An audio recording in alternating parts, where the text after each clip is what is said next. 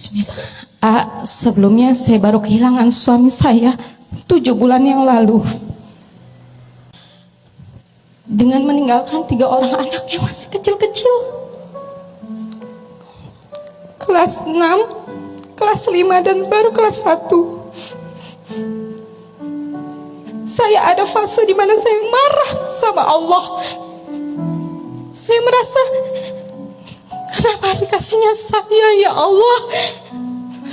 Saya belum sanggup. Saya kehilangan almarhum ayah saya saat saya sudah memiliki anak. Tapi ini anak saya baru mau 6 tahun sudah menjadi yatim. Bagaimana saya bisa belajar seperti ibu AA yang bisa menerima takdir menjadi ibu?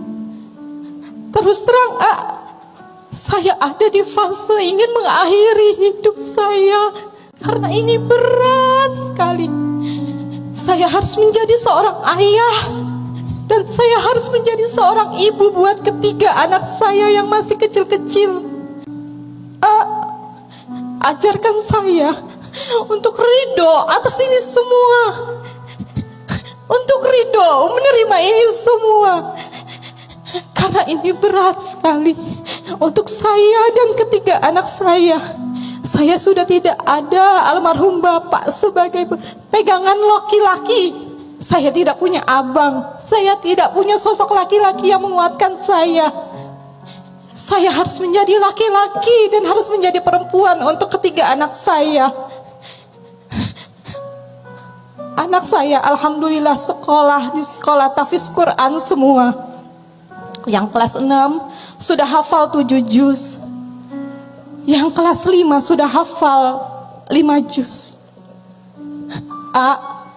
Apa saya mampu menjadi madrasah untuk anak-anak saya sedangkan saya rapuh?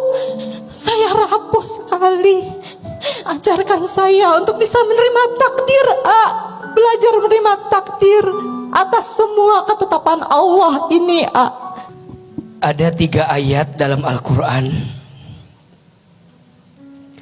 yang ayat ini diajarkan oleh ibu saya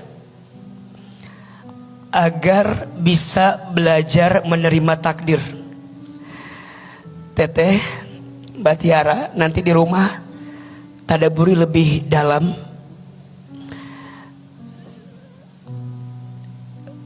Yang pertama, surat Al-Baqarah ayat 216. Isinya, dan boleh jadi kamu membenci sesuatu padahal itu baik bagimu, dan boleh jadi kamu menyukai sesuatu padahal itu buruk bagimu. Wallahu ya'lamu wa antum la ta'lamun. Allah Maha tahu sedangkan kamu tidak tahu.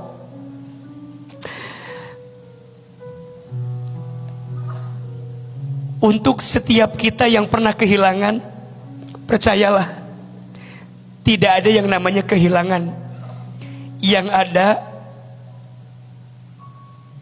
apa yang dititipkan diambil lagi oleh yang menitipkannya. Suami teteh bukan punya teteh, punya Allah. Kalau yang punya suami mau mengambil lagi, haruskah kita marah? Tidak. Kenapa? Karena yang paling tahu dengan ciptaannya siapa? Penciptanya. Ditinggal ayah sejak kecil, kemudian menyusul ibu meninggal. Haruskah saya marah? Harusnya kan enggak, karena saya cuma dititipin aja. Yang punya siapa? Allah. Yang menciptakannya siapa? Allah. Apakah mungkin yang menciptakan berbuat tidak baik kepada yang diciptakannya? Enggak mungkin.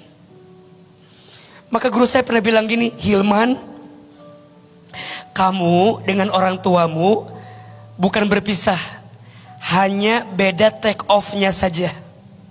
Kalau tujuannya sama-sama surga, pasti ketemu lagi. Sekarang teteh diberikan amanah 3 anak. Kalau teteh sayang sama suami, ayo tegar, ayo semangat, jadi ibu yang baik. Ini anak 3 investasi agar nanti suami teteh bahagia di sana melihat teteh jadi ibu yang baik buat anak-anak.